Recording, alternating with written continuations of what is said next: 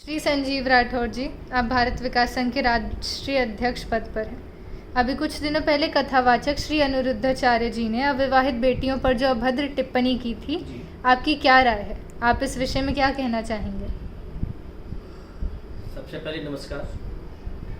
आपने बहुत अच्छा प्रश्न किया आपने हमसे। सबसे पहले मैं अपनी बहन बेटियों से अनिरुद्धाचार्य जी के गंदे वचनों के लिए क्षमा मांगूंगा,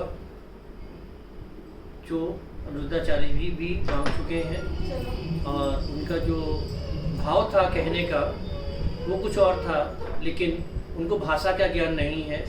मैं श्री अनिरुद्धाचार्य जी से ये कहना चाहूँगा कि जब आप एक सिंहासन पर बैठते हैं, एक गद्दी पर बैठते हैं, तो आपको ये ज्ञान होना चाहिए कि हमें किस जगह पर किस भाषा का, किस तरह के शब्दों का प्रयोग करना चाहिए।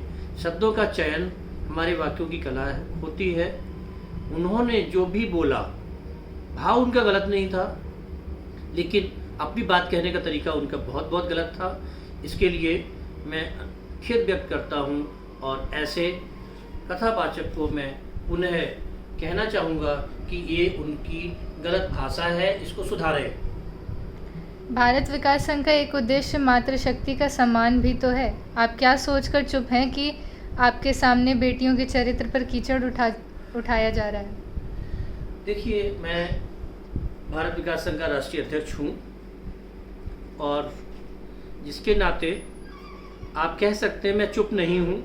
हमने पहले पत्र भी लिखा है, एक्स पर मैसेज भी भेजा है और फेसबुक और सोशल मीडिया के माध्यम से अनिरुद्धाचार्य जी तक हमने अपने विचारों को भी साझा किया है।